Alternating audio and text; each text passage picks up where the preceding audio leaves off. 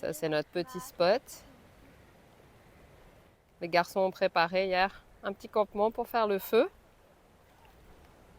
Ils ont même rapporté du sable. Et ça, c'est notre jardin.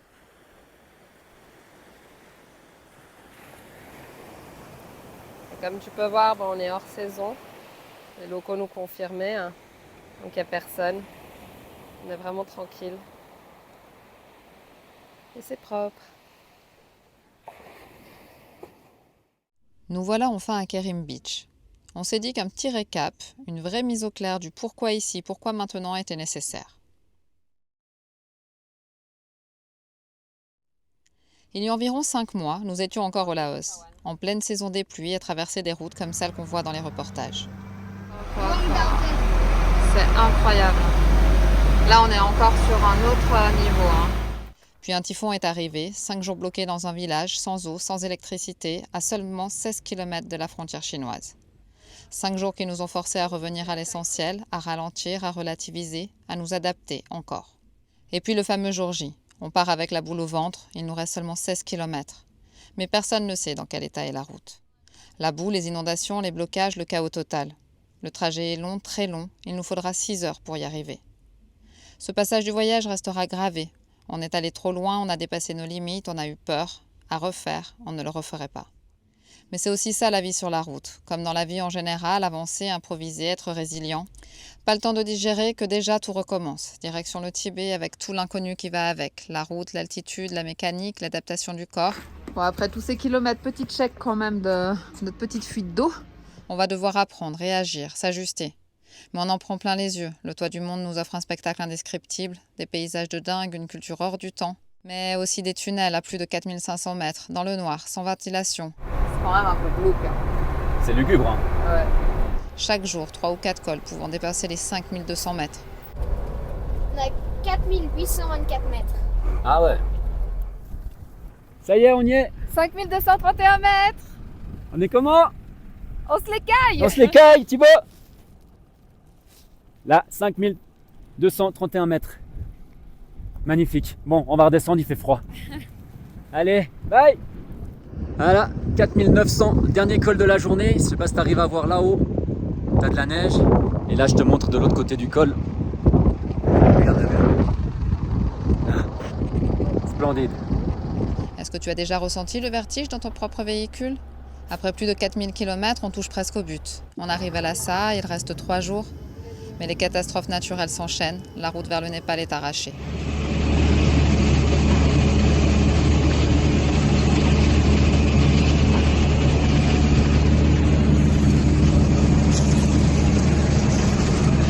കാണുന്നതാണ് നമ്മുടെ റോഡ്. പക്ഷെ ഇപ്പോൾ റോഡൊന്നും ഇല്ല. കണ്ടാ ഒരു വലിയ മൺകൂനയാണ്. പണി ചെയ്തുകൊണ്ടിരിക്കുന്നു.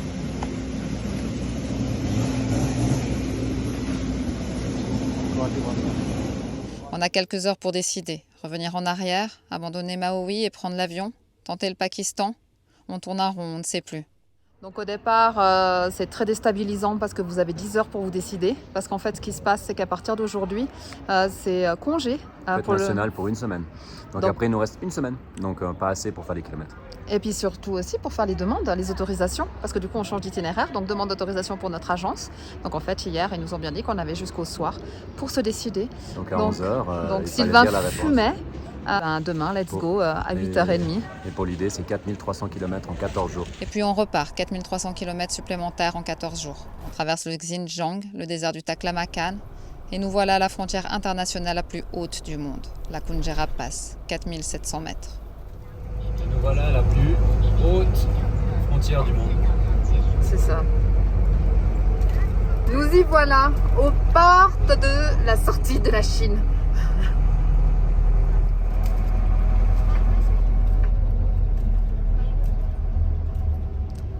On y est. Derrière, pas le temps de souffler, les plus hauts sommets du monde nous entourent. On découvre la Karakoram Highway, magnifique, intense, hostile. On arrive à voir au loin là-bas, c'est la route qu'on emprunte. Mon chauffeur qui voulait de l'aventure, qui disait que notre voyage était trop calme quand on était en Thaïlande. On On a pris, je pense qu'on va prendre 2 mois, mais ça va faire l'équivalent de 2 ans. Ça se voit hein, sur le trait des visages, hein, gentiment. Je suis comme ça.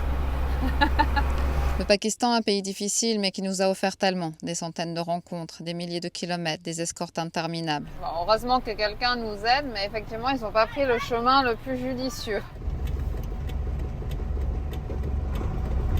Je peux pas.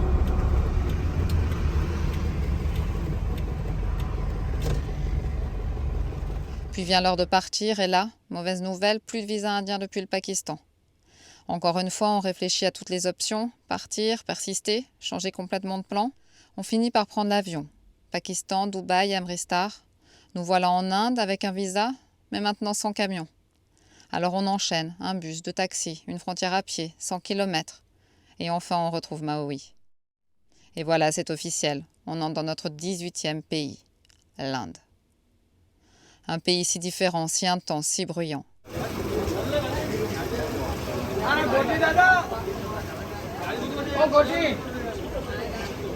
Un pays qui te secoue, qui te questionne, qui te pousse à aller encore plus loin, à t'adapter, à ne pas juger. Ok. And now you can imagine when we drink, so how far inside, right? Et la suite, tu la connais. Après toutes ces péripéties, toutes ces épreuves, on avait besoin de se poser, de respirer, de réfléchir, de prendre le temps. Alors quoi de mieux qu'un bivouac au bord de la mer ?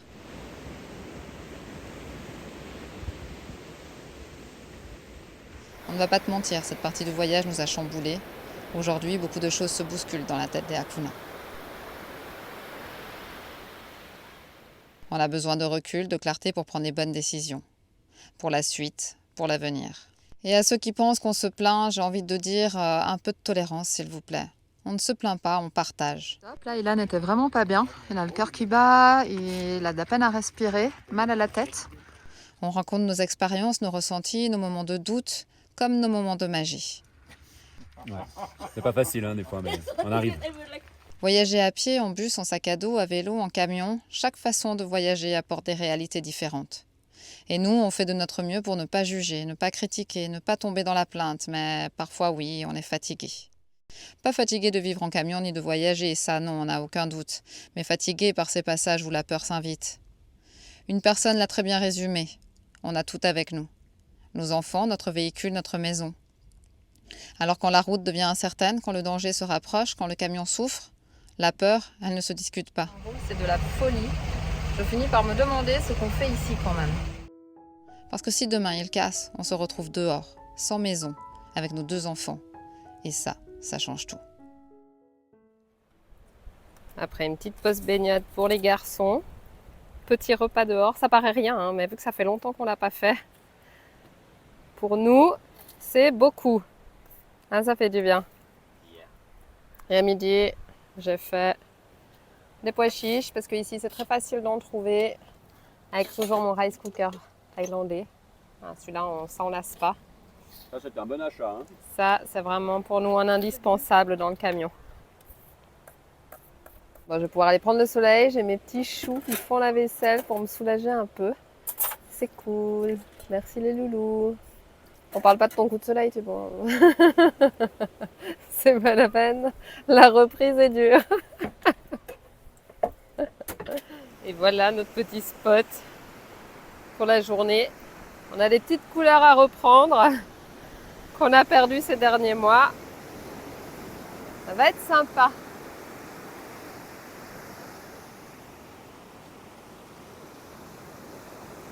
T'as quand même le pêcheur qui est venu poser ses filets juste là. Ah, faut faire attention. Regarde, là. tu vois? Ah ouais. Tac, tac, tac, tac, tac, tac, tac, en long. Be careful. Venez à droite. Le plaisir d'avoir un peu de temps. Même pour les garçons, c'est chouette. Hein. On en aurait perdu l'habitude. Hein. Bah, on n'était pas en manque, mais on apprécie à sa juste valeur.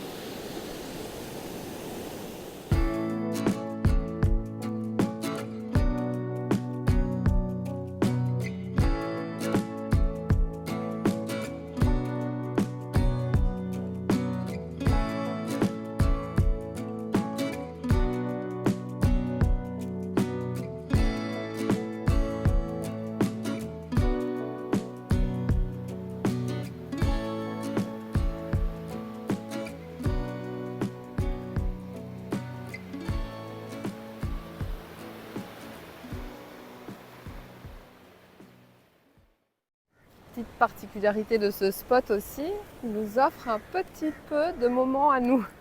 On a une petite parcelle de peut-être 500-600 mètres où on peut marcher. Oui, puis Et c'est les vraiment... enfants ils peuvent rester tranquillement là-bas, ils font le feu, ils préparent des choses. Là ils sont dans la hamac et je crois qu'ils sont crevés de la journée là. grave, les vagues elles étaient fortes et ils se sont bien dépensés. Hein. Bah, ils ont joué toute l'après-midi. Ouais. Mais Sylvain, avant de partir, avait installé avec Pieille la douchette. Alors, cette petite douche extérieure. Ça fait froid? Ouais, parce qu'il y a du vent. Hein. Avec un petit caillou comme ça, c'est nickel. Grande classe. Donc là, tu as quelques endroits, soit pour manger, soit pour faire, comme là, Banane. de la banane. Et pour marcher, c'est bien agréable. Oui, puis il n'y a vraiment pas beaucoup de monde. Hein. Et alors ce soir, c'est Apéro, sunset. pas mal, hein. Petite bière pas locale. On a testé la locale, on n'aime pas. Elle est pas bonne. Avec une vue pareille.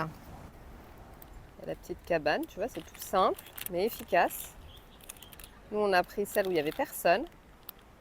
On est posé juste là. Et comme ils échouent pour la nourriture, on ne fait pas ça. Mais là-bas, il y a quelques étrangers. On en rencontre les étrangers, mais autant être posé tranquille quand même. En règle générale, quand t'as personne, c'est que c'est pas bon. Mais une bière, normalement, ça a toujours le même goût. Quoique. On va pas dire qu'il est souriant, c'est pas le cas. Mais en tout cas, la vue est belle. C'est peut-être pour ça qu'il est tout seul. Non.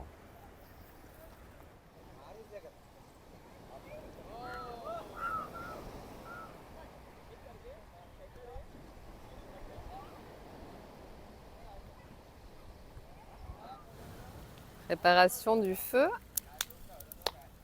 Joby, T'as repris un peu de vitalité, Loulou? On a fait la sieste, on n'a rien vu.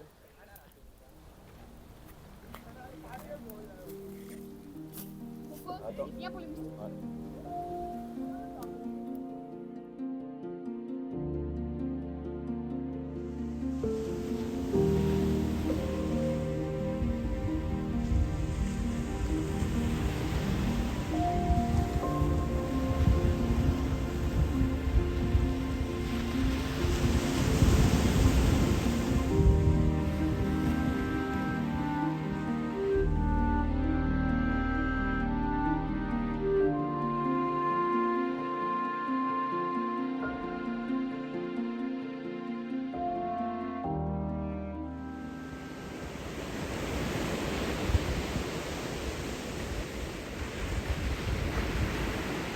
Nouvelle journée à Kerim Beach. 10 jours. 10 jours. Il fallait bien ça pour se reposer. Ouais, puis qu'on prenne le temps tous les quatre. On est avec un magnifique cappuccino que je viens de faire avec le lait offert par mes loulous pour mon anniversaire et qui vient quand même du Tibet, le lait.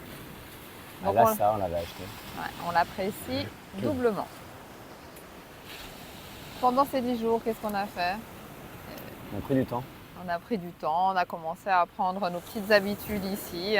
Ils font le feu, nous on fait nos petites balades le soir, on a nos petits points avec les légumes, avec le panier. On a commencé Les à petites prendre nos habitudes. petits repères, les petits shops, c'est vraiment tout petit ici, donc ce qui est assez sympa. Ça reste quand même une zone touristique. Il y a un mix indien et étranger, Russe.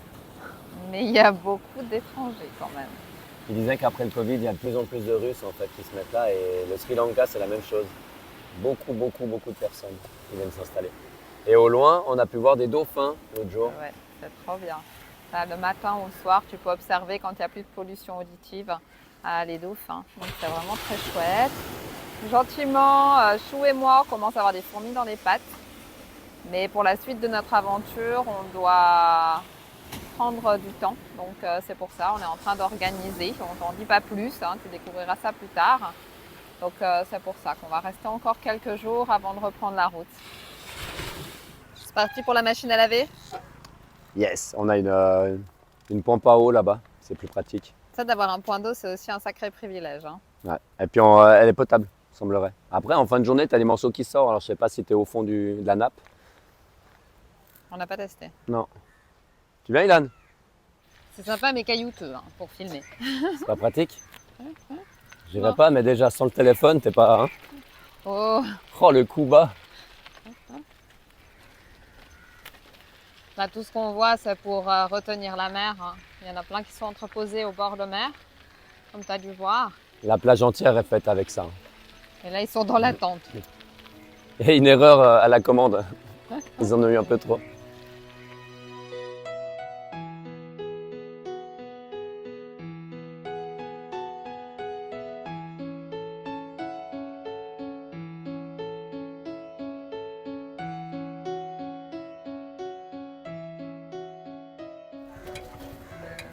Voilà le point d'eau pour le linge, pour la douche. On a aussi rempli nos réservoirs comme ça. Chou avait emprunté les bidons aux Allemands. Ouais. Et il a rempli les 350 litres à la bouteille. La bouteille, elle faisait 10 litres, donc tu fais le calcul, ça va assez vite quand même.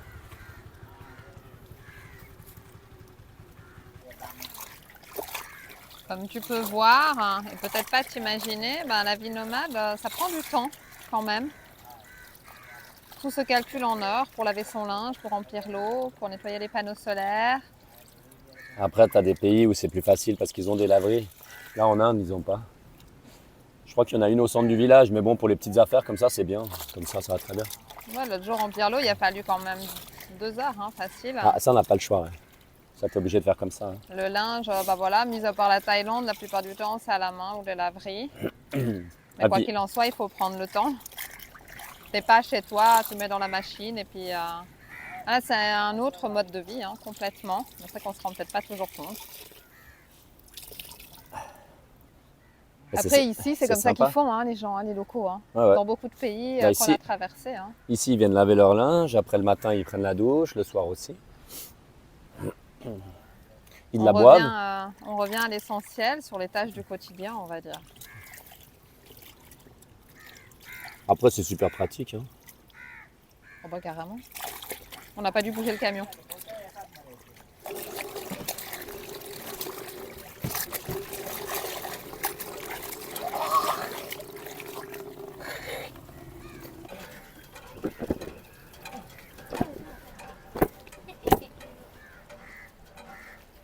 Kerim Beach, c'est encore une place qui est autorisée autour de Goa, une des rares, a priori. Donc là, on a un camion italien et il y a les Allemands qui sont partis ce matin.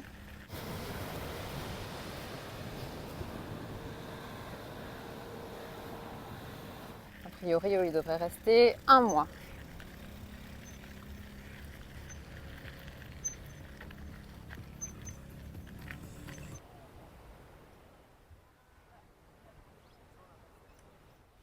Comme à la maison. C'est pas toujours le cas, alors on le souligne quand même.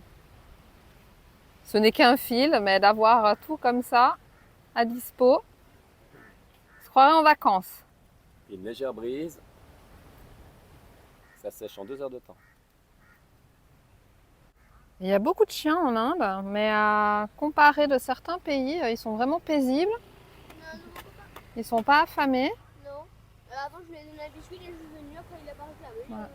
Et on voit qu'ils n'ont pas le même traitement. Hein. Oui, il est propre. C'est parti pour une petite balade. C'est notre plaisir quotidien. Franchement, ressortir les vélos, on adore. Juste pour se déplacer là. Doucement, mets-toi pas debout. On a Loulou qui a un problème Ah, celui-là, il est sur la fin de vélo. de vélo. Disons que c'est des vélos voyageurs.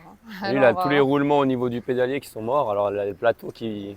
Et il change... Il y a des plateaux qui changent. Voilà, il change tout seul les plateaux.